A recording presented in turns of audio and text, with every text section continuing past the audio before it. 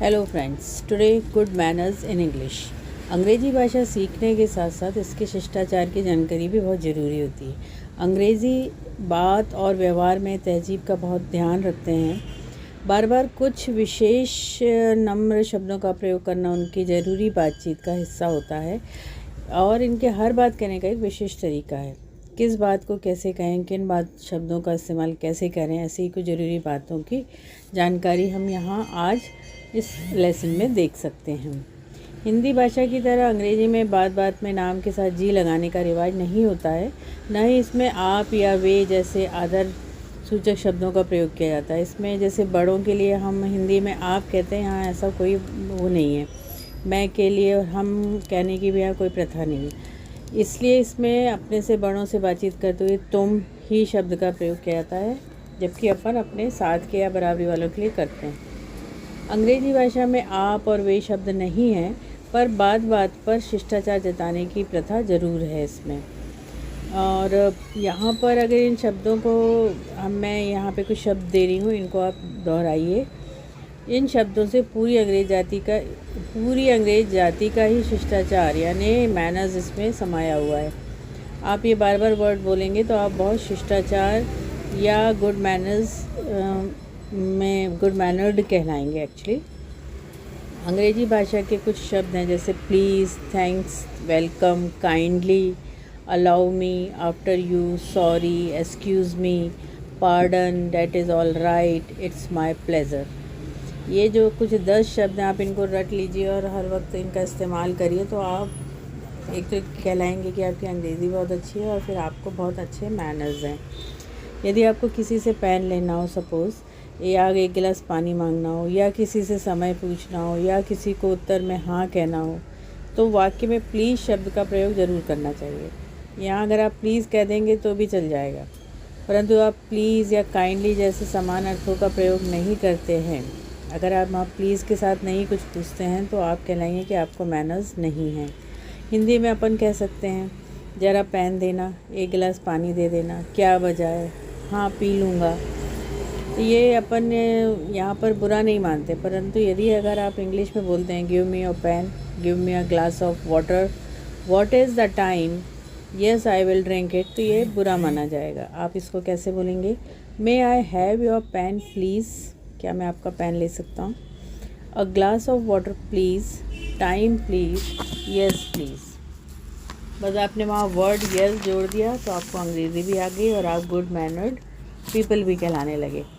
और इस तरीके से may I borrow your pen please, give me a glass of water please, what is the time please. तो इस तरीके से आपको सेंटेंसेस यहाँ पर बोलने हैं। यदि किसी व्यक्ति ने आपका मामूली सा काम भी कर दिया, जैसे आपने टाइम पूछा या मकान का पता बताया और उसने आपको बता दिया, तो आप उसको थैंक यू बोल सकते हैं और थैंक्स भी कह सकते हैं, ये कहना ना भूलें। या आप कह सकते हैं, आप बहुत ही ज़्यादा खुश हैं तो आप कह सकते हैं many many thanks to you या थैंक यू वेरी मच। इसी तरीके से यदि आपसे कुछ और कोई लेने के लिए कहे और आप ना लेना चाहते हैं तो आप हिंदी में मत कहिए कि नहीं मुझे नहीं चाहिए, मैं नहीं लेना चाहता।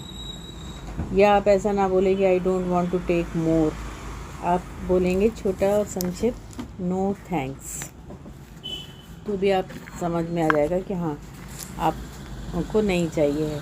पर यहाँ पे ऐसे रूडली नहीं बोला जा सकता कि I don't want to take मोर।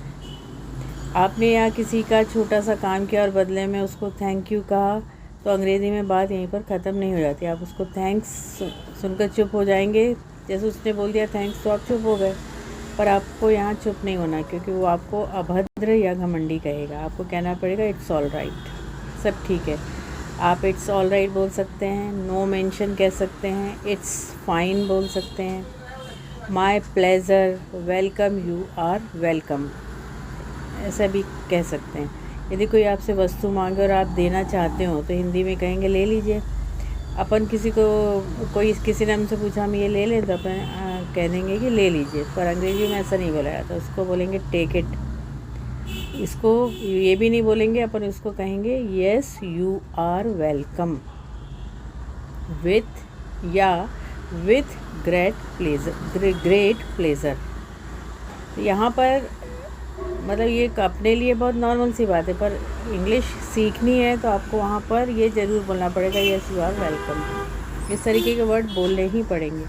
यदि आप किसी की से छोटी सी सेवा या सहायता उसकी करना चाहें या लेना चाहें, या किसी महिला की गोद में बच्चा है या वृद्ध का थैला और या कोई जा रहा है तो उठाने की कोशिश करेंगे, तो आप उनसे ये नहीं बोलेंगे कि मैं ये ले लूँ क्या, आप उनसे कहेंगे allow me, may I help you. इस तरीके से आप कह सकते हैं। और यही कहना है, किसी महिला या किसी वृद्ध को रास्ता देते समय कहेंगे, पहले अपन कहते हैं पहले आप, और अंग्रेज़ी में कहेंगे आफ्टर यू, मतलब मैं आपके बाद में, पहले आप नहीं बोला जाएगा। अंग्रेज़ी में बात बात पर खेद प्रकट करने का भी रिवाज है।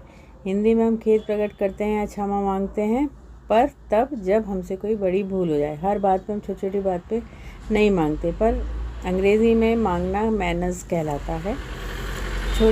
हर बात पे सॉरी, एक्सक्यूज़ मी, पार्डन आदि शब्दों का यूज़ किया जाता है। आपका यदि सपोज़ किसी से हाथ छू जाए तो आपको झट से कहना होगा सॉरी।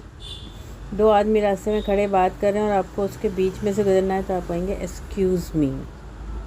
अब यहाँ पे 2-3 चीज़ें हैं छोटी बातों, जैसे शॉर्ट फॉर्म भी यूज़ करें, जैसे आई एम हम लिखते हैं, उसको आई एम छोटे वर्ड में भी लिखा जा सकता है। तो यहाँ पर जैसे किसी व्यक्ति का ध्यान अपनी ओर आकर्षित करना है तो अपन उससे ये नहीं कहेंगे कि आप हमारी तरफ देख रहे हो, हम उससे कहेंगे एक्सक्यूज़ मी। इसी तरीके से अगर आप टेलीफोन सुन रहे हैं और या आमने सामने से बातचीत करें और आपको बात सुनाई नहीं देती है तो आप उसे फिर से सुनना चाहते हैं, है ना, कि क्या बात कर रहे हैं लोग, तो हम हिंदी में क्या बोलेंगे, ऊंचा बोलो ना, थोड़ा ज़ोर से तो बोलो भाई, मुझे कुछ सुनाई नहीं दे रहा। या अगर हम अंग्रेज़ी में बोलेंगे कि speak loudly, I can not hear anything, तो वो बुरा माना जाएगा। वहाँ लिखेंगे pardon, I bag your pardon, ये भी कह सकते हैं। इससे वो समझ जाएगा कि आपको सुनने में दिक्कत नहीं है। या जैसे कोई कमरे में बैठा है, आप अपने मकान पर उससे मिलने गए बिना सूचना दिए और उससे अपॉइंटमेंट नहीं लिया और आप अंदर चले जाएंगे, मे आई कम इन प्लीज़। अंदर आने के लिए हमेशा पूछना चाहिए मे आई कम इन प्लीज़, क्या मैं अंदर आ सकता हूँ। अगर वो कह देगा येस प्लीज़ कम इन तो अंदर चले जाएं। अगर वो कहेगा कि नो तो नो का मतलब होता है कि आप अंदर नहीं जाएंगे, तो भी जाके ना बैठ जाएं। वो कह देगा कि ग्रेट प्लेजर या विथ ग्रेट प्लेजर।